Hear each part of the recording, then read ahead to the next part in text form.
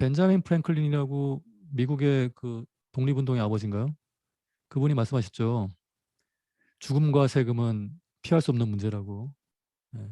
이 자본주의 사회에서 경제 생활을 하면서 세금 문제, 특히 소득세 관련된 문제는 피할 수 없는 거죠.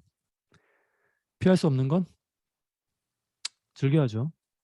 여러분들 딱딱한 수업이라 생각하지 마시고 알아두면 쓸데있는 세금, 특히 소득세에 대한 지식이라고 생각하시고 수업을 즐겨주셨으면 합니다.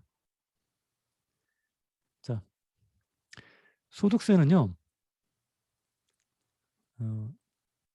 화면에 제시된 그 빨간색 박스 안에 들어간 8가지 소득에 대해서만 세금을 매깁니다. 소득이란 건 번 돈이죠. 뭐 개인 사업자 같은 경우에 뭐 치킨집, 편의점 그런 개인 사업을 하시면 돈을 벌 테고 그 번 돈을 사업소득이라고 하죠. 그러면 이 외에도 이 8가지 소득 외에도 소득이 굉장히 많을 거예요. 그러면 이 제시된 8가지 외에 다른 소득에 대해서는 과세를 하지 않느냐? 예, 하지 않습니다. 대표적인 게 여러분 주식을 뭐 1억에 샀는데 2억에 팔면 1억 원만큼 주식 그 양도 차익이 생긴 거죠. 분명히 소득입니다. 그 1억. 예, 그 1억에 대해서는 과세하지 않습니다. 예. 그 주식을 양도해서 발생한 소득인데 차익임에도 불구하고 양도소득으로 보지 않는 거죠. 그런 소득이 많죠. 자, 이 법전에 열거된 이 8가지 소득에 대해서만 소득세를 매깁니다. 이 역사적 근원은요. 이게 잠깐 그 미국 독립운동사를 얘기해 보면 혹시 여러분 미국 독립운동이 시작하게 된 계기가 뭔지 아시는가요? 세계사 배우셨나요? 우리 다 좀 연배가 되셔가지고 세계사를 고등학교 때, 중고등학교 때 배운 걸로 알고 있는데, 자, 미국 독립혁명. 지금 제가 질문한 이 사건 이전에 그 미국 사람들은요, 그 영국 사람들과 영국으로부터 독립할 생각을 안 했어요. 근데 왜 미국이 영국으로부터 독립을 하기 위해 피를 많이 흘렸을까요? 예, 아시는 분 있으신가요? 어떤 사건을 계기로 해서 미국 시민들이 봉기를 해서 영국으로부터 독립하게 됐는지. 모르시는 건가요? 그 유명한 보스턴 차 사건이죠. 이 보스턴 차 사건이 뭐냐면요. 그때 T 알죠? T. 그때 그 시절 차는 교양이라면 반드시 식사 후에 마셔야 될 그런 교양인의 필수품이었어요.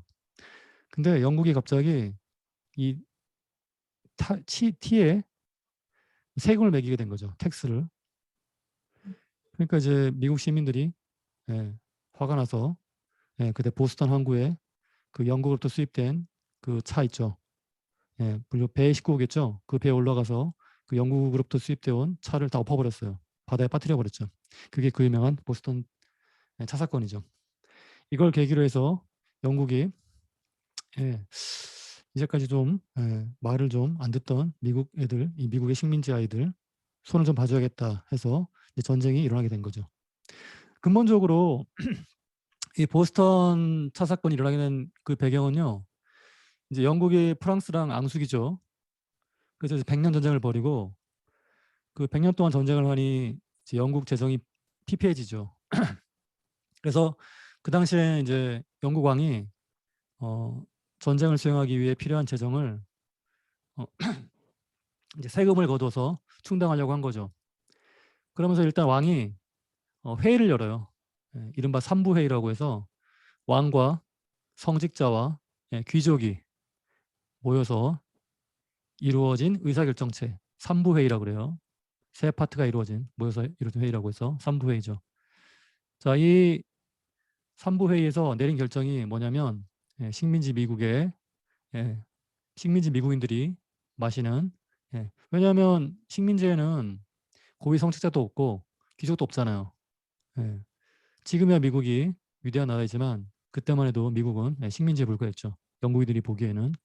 그래서 귀족도 아니고 성직자도 아닌 미국 시민들이 마시는 티에 세금을 매기고, 그렇죠? 그로 인해, 그 과세로 인해, 과세가 뭐냐면 세금을 매기는 겁니다. 그 과세로 인해 전쟁이 일어나게 된 거죠. 그리고 미국이 1776년에 영국으로부터 독립을 하게 됩니다.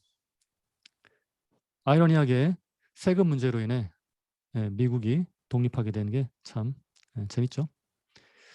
자, 결국 미국이 독립을 하고 난 다음에 이제 법전을 만들게 되죠. 그러면서 이제 그 법전 중에 하나가 세법도 있고, 그러면 당연히 뭡니까?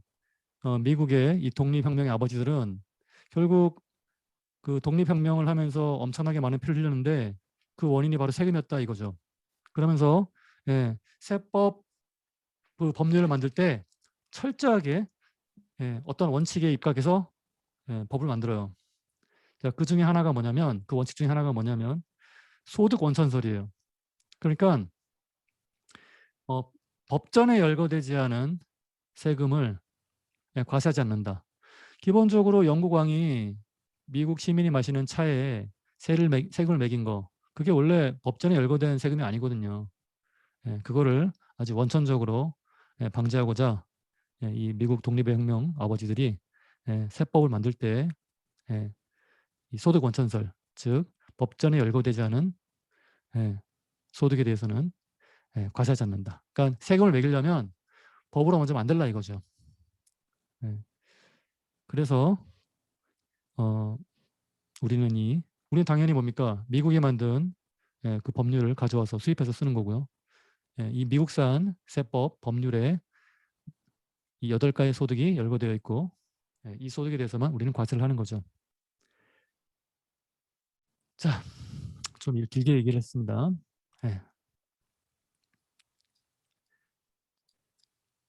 자, 이 소득세 과세, 즉 세금을 매기는 방법은 세금을 매기는 방법, 그걸 과세 방법이라고 하는데요. 3가지가 있습니다. 종합과세가 있고요. 분류과세가 있고 분리과세가 있어요. 자, 일단 우리 박세준 세무사도 동영상에서 설명했지만 이 분리과세는 종합과세의 예외사항이에요. 예외사항. 그래서 이 둘은 오늘과 다음 주에 걸쳐서 충분히 설명드릴 거고요. 자, 먼저 분류과세를 볼게요. 분류과세는 별게 아니고요. 퇴직소득과 양도소득에 대해서는 다른 소득, 그 나머지 소득, 6개 소득이죠. 얘들과 분류해서 얘들은 따로 세금을 매겨요. 왜냐하면 그 이유가 뭐냐면요. 퇴직소득과 양도소득을 왜 다른 소득과 분류해서 따로 세금을 매기는지 이들만의 독특한 그 과세 방법이 있는데 그 이유가 뭐냐면요. 가만히 보시면 이 나머지 6개 소득 있죠. 이자, 배당, 사업, 근로연금, 기타 이 소득에 대한 소득은요. 1년 동안의 소득에 대해서 과세를 매기는 체제예요. 근데 여러분 퇴직소득과 양도소득은 가만히 보면 자 퇴직소득은 언제 과세되는 거예요? 일단 그렇죠. 퇴직할 때. 양도소득은요. 집을 팔 때. 그러면 가만히 보시면 이 퇴직소득, 양도소득 보통 어떻게 돼요? 퇴직은 한 20, 30년간 근무하고 그렇죠? 네. 근무 연수에 비례해서 퇴직금은 증가하게 되죠. 그렇죠? 네. 보통 뭐 호봉제 같은 경우에 어떻게 됩니까? 1년 기준으로 그렇죠? 네. 한 달치 월급이 퇴직금으로 쌓이는 거죠. 회사에서 직원들의 그 노후를 보장하기 위해서 이 퇴직금을 1년에 한 달치 월급을 그렇죠? 쌓아두는 거죠. 그러면 한 20년 근무했다 퇴직하면 그렇죠. 한 20개월 월급이 이제 퇴직금으로 지급되는 거죠. 물론 뭐 이자도 붙고 하겠지만 그러면 결국 퇴직소득이란 그 수십 년간의 누적된 어떤 소득에 대해서 과세를 하는 거죠. 그렇죠? 예. 양도소득도 마찬가지예요. 한 20-30년간 집을 보유했다가 이제 파는 거잖아요. 그러면 그 기간 동안에 어떤 집값 올라간 거가 누적돼 가지고 세금을 매겨지니까 연 단위로 과세하는 거랑 다른 체계가 있어야 돼요. 물론 근본적인 이유는요. 우리나라 그 소득세 그 세율이 누진세 체계예요. 어쨌든 나중에 설명드리겠지만 일단 이 정도만 설명드릴게요. 분류과세에 대해서는. 자, 그러면 우리 먼저 종합과세가 뭔지 간단하게 설명드리면 쉬워요. 이 이자 배당 사업 근로 연금 기타 이 6개의 소득에 대해서 종합해서 한마디로 얘기하면 합해서 거기에 누진세율을 적용해서 세금을 매기는 게 종합과세예요. 이거랑 대비되는 개념이 분리과세죠. 분리과세. 분리과세 설명드렸고 분리과세는요. 종합과세 예외사항인데 그 한 개인의 소득을 분리해서 과세하는 거예요. 그러니까 소득별로 과세하는 거죠.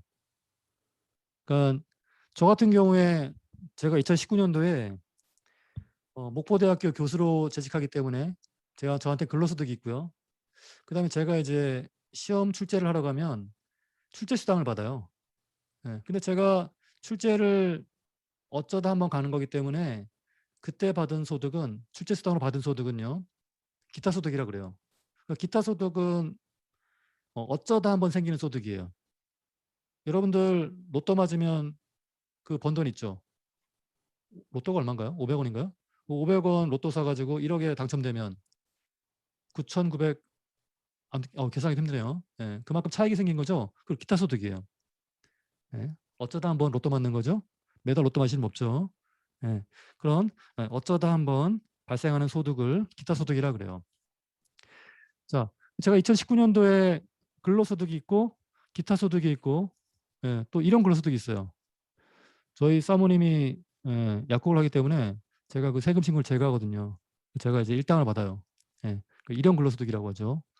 좀 일당 잡부가 받는 소득, 그렇죠? 하루하루 이제 벌어서 버는 소득을 일당 이런 근로소득이라는데 저한테 이제 그런 소득의 종류가 3가지가 있죠. 그런데 세법의 기본 원칙은요. 그 한 개인이 1년 동안 번 소득을요.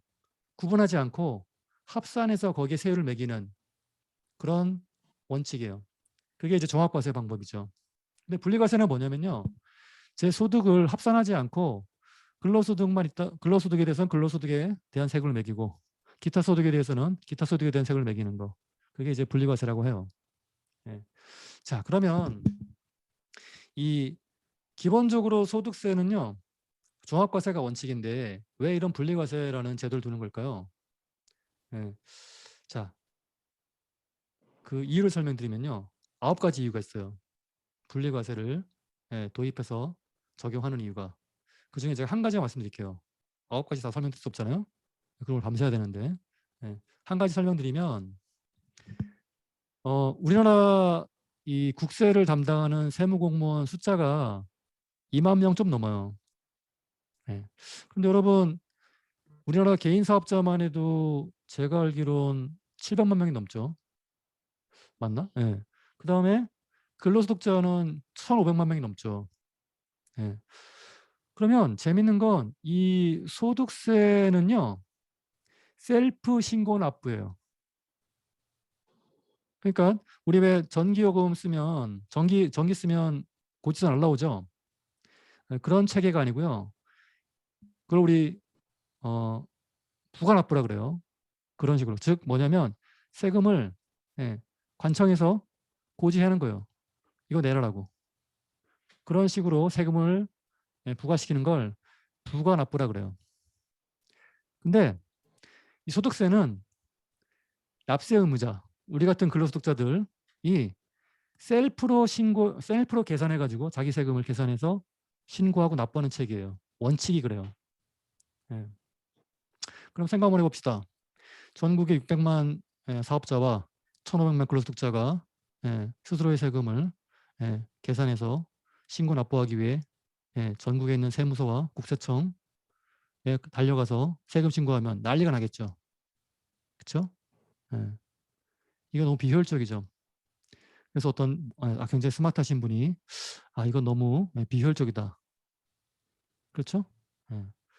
그래서 어떻게 하냐면 이렇게 해요.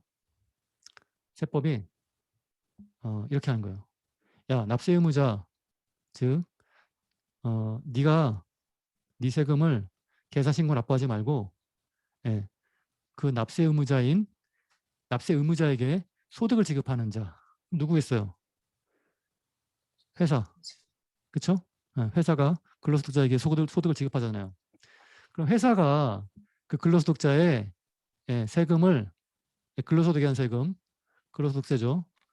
그 세금을 계산해서 신고하고 납부를 대행하는 그런 체계예요. 그럼 어떻게 했어요, 여러분? 600만 사업자와 1,500만 근로소득자가 세무서에 달려가는 일이 없겠죠. 대신 누가 해요? 그 업무를? 그렇죠. 그 소득을 지급하는 자인 뭐 기업들이 하겠죠. 은행들이나. 자, 그러면 기업들은 자기가 고용한 직원들의 세금을 계산하고 신고하고 납부하는, 그렇죠? 그래서 자기 돈으로 납부하는 않겠죠. 누구의 직원의 월급에서 떼가지고 그를 위해 대납해 주는 거죠. 자, 그러면 이런 프로세스가 바로 원천징수 시스템이에요. 그렇죠? 여기 보시면 우리 박세무사가 잘 설명했을 거예요. 그림에 보시면 소득을 지급하는 자가 누구 대신 그 소득이 귀속하는 자, 즉 원래 세금 내야 될 의무가 있는 자, 그렇죠? 그 의무자로부터 뭡니까? 그가 낼 세금을 떼서 세무서나 구청에 단합해주는 시스템. 이게 바로 원천징수 시스템이죠. 이 원천징수 시스템을 하면 어떻게 됩니까? 굉장히 그 과세 업무, 세금을 징수 납부하는 업무가 효율적이 되겠죠. 결론이 뭐냐면 이 원천징수 시스템을 고안해서 시행하는 이유는 과세 행정의 효율성을 도모하기 위해서 이런 시스템을 두는 거죠. 자, 그런데 이거 한 가지 난점이 있어요. 이 원천징수 프로세스를 가동하려면 어떤 문제점이 있냐면 한 개인의 소득을 종합해서 과세하려면 이 원천징수 시스템이 애로사항이 있는 거예요. 자, 무슨 얘기냐면 자, 저는 목포대학교에 고용돼서 목포대학교는 저에게 소득을 지급하죠.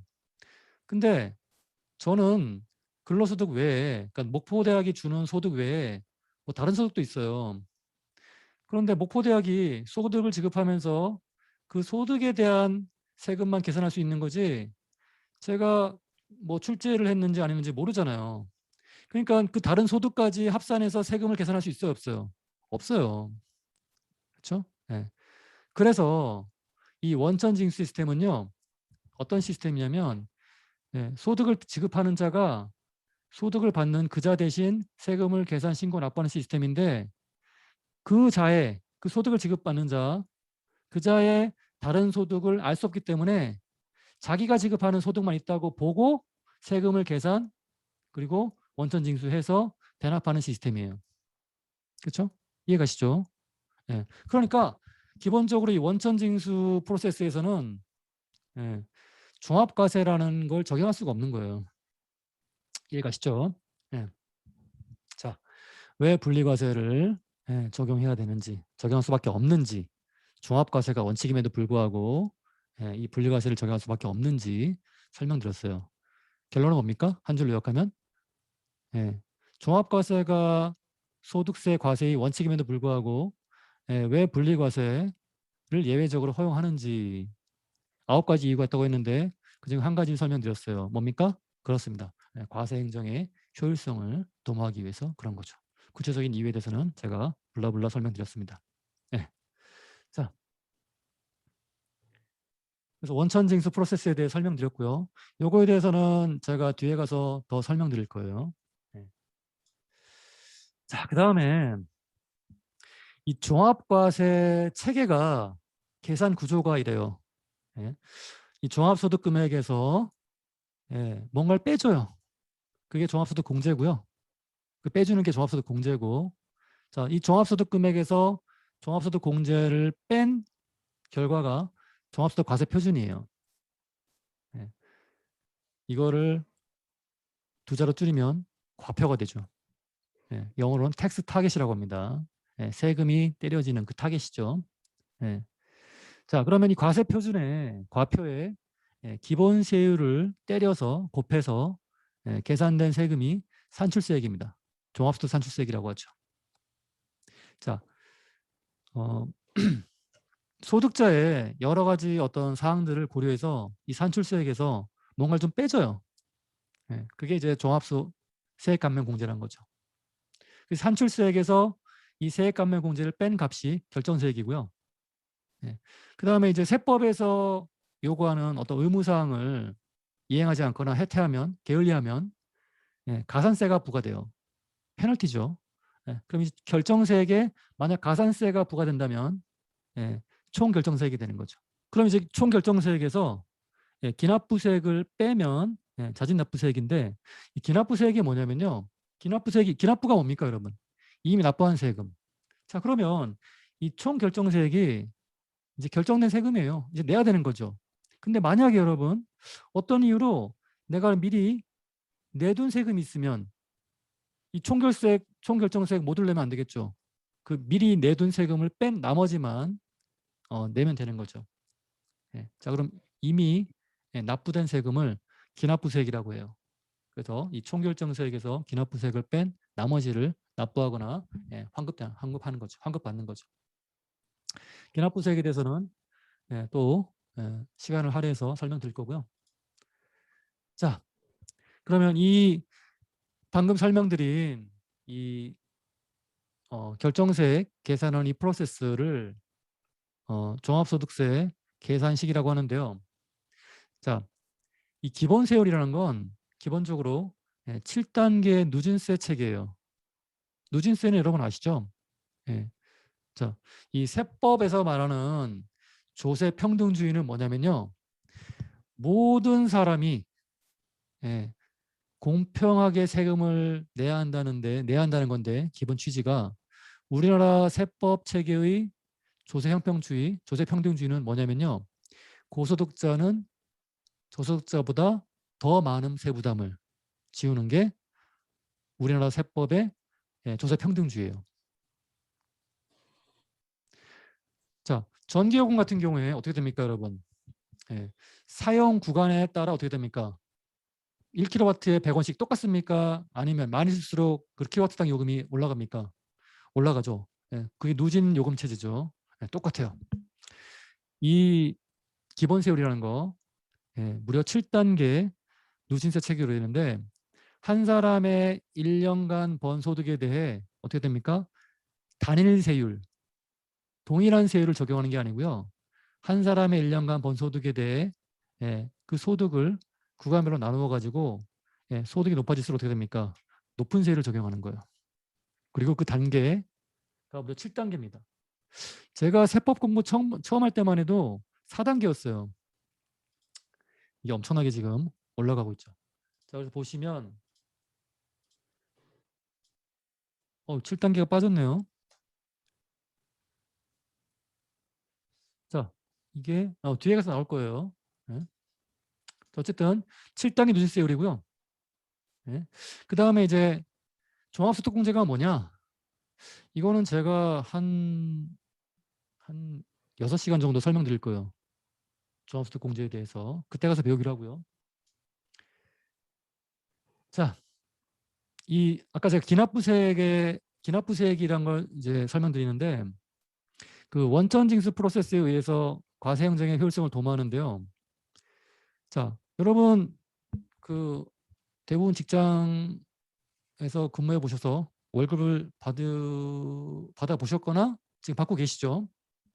그러면 여러분 월급이 온전히 들어옵니까? 아니면 일부 금액이 떼어서 들어옵니까? 일부 금액이 떼인 채 들어오죠. 그렇죠? 예. 그게 그 떼인 세금이 뭡니까? 매달 떼이는 세금이 그렇죠. 미리 내둔 세금이죠. 그렇죠? 원천세라고 하죠. 소득에 대한 소득 원천세. 그게 기납부세액이에요. 기납부세액. 예. 자, 이거에 대해서는 여러분 나중에 실무 케이스 하면서 계산식으로 보여드릴 거예요. 그때 확실하게 이해하시죠? 네. 자, 그러면 한번 생각해 보세요. 소득세 계산 구조식에 의해서 총 결정세액이 100이에요. 근데 미리 조금씩 내둔 세금의 합이 120이에요. 그러면 내야 될 세금 100보다 미리 야금야금 내둔 게 더 많죠. 무려 얼마나 더 많아요? 20 더 많죠. 그러면 내야 될 게 100인데 120이라 이미 내놨으니까 그냥 끝내고 맙니까? 잊어버리고 맙니까? 아니면 더 낸 세금 20 돌려받습니까? 돌려받아야 되는 거죠. 결론이 뭐냐면 총 결정세액보다 기납부세액이 크면 그렇죠? 그 더 낸 세금을 환급받아야 되는 거죠. 그다음에 총 결정세액보다 기납부세액이 적으면요. 그렇죠. 이제 내야 되는 거죠. 납부할 세액이 생기는 거죠. 여러분 연말정산이라는 거 해보셨죠? 직장인들은. 그렇죠? 네, 연말정산이 뭐냐면요. 근로소득만 있다는 가정을 하고 그렇죠? 예, 연말에 보통 한 1월 달, 1월 중순에 하죠. 그러니까 1월 중순쯤에 작년 한 해 동안의 근로소득에 대한 결정세액을 계산해요. 그리고 그 결정세액과 비교해서 작년에 매달 미리 조금씩 내둔 기납부세액, 원천세죠. 그 원천세랑 비교해서 예, 결정세액이 그렇죠? 예, 그 기납부세액, 즉 원천세죠. 그 원천세보다 많으면 만약에 결정세액이 100인데 매달 조금씩 낸 세금이 80이에요. 그럼 뭐예요? 20만큼 덜 낸 거죠. 그 20만큼이 뭡니까? 이제 납부하면 되는 거예요. 그럼 이제 보통 2월 뭐 공무원 같은 경우는 17일 월급날이죠. 그다음에 직장인들은 보통 한 25일인가요? 예, 그렇죠. 2월 25일 날 예, 일반 직장인들은 어떻게 됩니까? 월급에서 그렇죠. 그 기납부세액보다 결정세액이 많을 경우 그 차액만큼을 어떻게 됩니까? 한꺼번에 납부하게 되는 거죠. 이제 2월 달 월급이 확 깎이면 기분 더럽죠. 근데 기분 더러울 게 아니에요, 여러분. 생각해 보시면. 그렇죠? 낼 거 더 내는 거예요. 네. 오히려 기뻐할 일이죠. 왜냐면요. 작년에 낼 세금보다 적게 내둔 거예요. 그 돈으로 투자했으면 이자가 생겼겠죠. 그렇죠? 네. 그러니까 여러분 2월 달 뭐 세금 폭탄 맞는다고 그러는데 사실 기뻐할 일이에요. 네? 그다음에 이제 반대로 예, 결정세액보다 예, 그 원천세 미리 내둔 세금이 만약에 적으면 결정세액은 100인데 미리 내둔 세금이 120이야. 그럼 20만큼 미리 더 낸 거죠. 그럼 어떻게 해야 돼요, 여러분? 예, 돌려받아야 되죠. 예. 그러면 이제 2월 10일 날 원래 받던 월급보다 더 뚱뚱해진 그쵸? 예, 계좌를 경험하게 되죠. 그게 뭐 여러분 뭐 연말정산 뭐 선물이라고 하는데 뭐라고 하더라? 신문 기사에는. 예, 그 기분 나빠야 될 얘기입니다, 여러분. 낼 세금보다 미리 더 낸 거잖아요. 그거 돌려받는 거예요. 그렇죠? 그래서 어쨌든 갑자기 목돈이 생기면 기분은 뭐 좋죠. 그렇죠? 네. 자, 그 연말 정산이라는 건 결국 뭡니까? 결국 그렇죠. 이 결정세액과 기납부세액을 비교해서 덜 냈으면 더 내고 더 냈으면 돌려받고 하는 게 정산이에요. 언제 합니까? 뭐 연말에 사실 1월 달에 하죠. 그렇죠? 그게 연말 정산이에요. 정산이란 건 뭡니까? 예, 제대로 한번 계산해 보자는 거죠. 예, 그래서 제대로 계산해서 깔끔하게 더 주고 더 내고 받을 거 돌려받고 하는 게 정산이죠. 예. 자, 그다음 소득과 소득 금액이 다르다는 걸 아셔야 돼요. 네. 자, 6가지 소득에 대해서는 합산해서 세금을 매긴다고 했는데 6가지 소득 중에 이자 소득과 배당 소득은요. 합해서 금융소득이라고 하는데 이 금융소득은 우리 세법이 이 금융소득에 대해서는 비용을 인정하지 않아요. 그래서 이 금융소득을 좀 나쁘게 표현하면 불로소득이라고 하잖아요. 그렇죠? 힘 안 들이고 번 소득이라 이거지. 좀 나쁜 소득이죠. 생각해보면 배당 소득이라는 거 벌려면 엄청나게 위험을 감수하고 땀 흘려야 되죠. 그렇죠? 요즘같이 막 주식시장이 왔다 갔다 하는 때는 그렇죠? 공포를 느끼고 엄청난 스트레스를 받고 비용을 들이는데 또 불구하고 우리 세법은 이 금융소득, 즉 이자소득과 배당소득에 대해서는 그 비용을 인정하지 않아요. 그래서 여러분 이 세법에서는 회계에서는 비용이라고 하는데 세법에서는 소득세에서는 그 회계에서의 비용을 필요경비라 그래요. 필요경비. 자, 그래서 이 금융소득은 우리 세법이 불로소득으로 보고 필요경비를 인정하지 않아요. 자, 그러나 사업, 근로, 연금, 기타 소득에 대해서는 회계에서의 비용, 즉 필요경비를 인정합니다. 그래서 사업소득에서 필요경비를 뺀 값이 사업소득 금액이 되는 거죠. 근로소득도 마찬가지고요. 연금, 기타도 그래요. 그래서 자, 소득 금액은 결국 뭐냐? 그렇죠. 소득에서 필요경비를 뺀 값이죠. 그게 소득 금액입니다. 당연히 소득 금액은 소득보다 작겠죠. 그렇죠? 물론 이자 배당, 즉 금융소득의 경우에는 소득과 소득 금액이 차이가 없죠. 자, 그래서 어떤 한 사람의 1년 동안에 어떤 한 사람이 1년 동안 다양한 어떤 소득 활동을 통해 소득 금액이 여러 가지일 경우, 그렇죠? 그 소득 금액을 합산해서 종합과세하는 거죠. 그럼 종합소득 금액이란 건요, 그 소득 금액을 합한 값이에요. 자, 그리고 아까 제가 그 예외로 종합과세 예외로서 분리과세라는 제도가 있다고 했는데요. 분리과세가 뭐죠? 그렇죠. 한 사람이 1년간 여러 소득이 있다 하더라도 그렇죠? 예. 그 소득을 합산하지 않고 소득별로 따로따로 세금을 매겨서 세금을 징수하는 제도예요. 그게 분리과세인데 기본적으로 분리과세를 종합과세의 예외로서 허용하는 이유는요. 과세행정의 효율성을 도모하기 위함인데요. 자, 생각 한번 해보세요, 여러분. 저희 조카가 6살인데 통장이 있어요. 그리고 2살짜리 젖먹이도 통장이 있어요. 그러면 그 2살짜리 젖먹이가 뭡니까? 이자 수익이 있는 거죠. 이자 소득이 있는 거죠. 그러면 세법전에 열거된 이자 소득에 대해 세금을 매겨야겠죠. 근데 기본 원칙이 뭐라고요? 이 세법 원칙이 세금을 셀프로 계산, 신고, 납부하는 거죠. 물론 원천징수 시스템이 가동이 되겠지만 만약 그게 없다면 어떻게 돼요? 2살짜리 젖먹이가 통장이 있다는 이유로 이자 소득이 생겨서 2살짜리 젖먹이가 자기 이자 소득에 대한 이자 소득세를 계산, 신고, 납부하러 세무서에 가야 되는 거죠.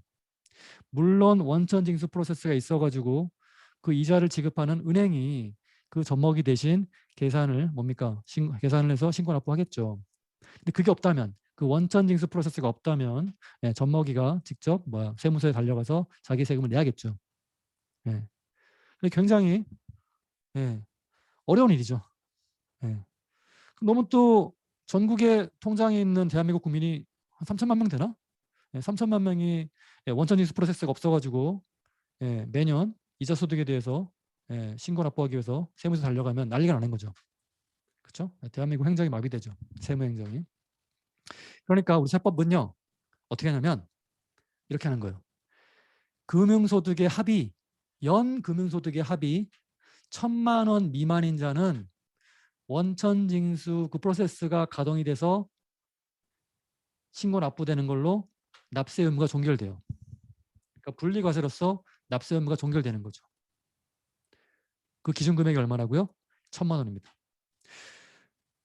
이자 소득 금액이 1,000만 원이려면 요즘 1% 되나요? 이자율이? 1%라고 치면은 10억 예금해야 되는 거죠. 그러니까 2017년 기준으로 이자 소득 금액이 이 1,000만 원 넘는 자가 10만 명이 안 됐어요. 어쨌든 그 대부분의 이자 소득이 있는 자들은 어떻게 됩니까? 그러면 그렇죠. 누가? 나에게 이자를 지급하는 은행이 나 대신 나의 소득세를 계산해서 신고 납부하는 걸로 납세 의무가 종결되는 거죠. 주의하실 건요, 여러분. 은행이 자기 돈으로 세금 대납해 주는 거 아닙니다. 누구 대신? 그렇죠. 이자 소득의 귀속자, 즉 예금한 사람의 이자 중에 일부를 떼가지고 대납해 주는 거예요. 예. 그러니까 여러분 뭡니까? 이 원천징수 시스템에서는 납세, 세금을 부담하는 자, 세자로 줄이면 담세자라고 하죠. 그 다음에 납세 이행자와 다르죠. 납세를 대납해주는 이행자는 은행이고 세금을 부담하는 자, 즉 담세자는 그 예금주죠. 예, 그거 담세자와 예, 납세 대행, 즉 원천징수 의무를 이행하는 자가 불일치하는 세금 제도예요. 세금 프로세스예요. 예, 그거 여러분 조심하시고 기타 소득 같은 경우에는요. 기타 소득 금액이 300만 원 기준으로 300만 원 미만일 때는 예, 그 소득 귀속자 있죠. 예, 즉 로또 맞은 사람 있죠. 예. 로또 맞은 사람은 안 되겠네. 예. 그 기타 소득이 발생한 그 소득 귀속자 있죠. 그 사람이 어떻게 됩니까? 선택할 수 있어요. 그러니까 기타 소득 금액이 조심하셔야 되는 건 기타 소득이 아니고요. 기타 소득 금액입니다. 기타 소득 금액이 300만 원 미만일 경우에는요. 선택할 수 있어요.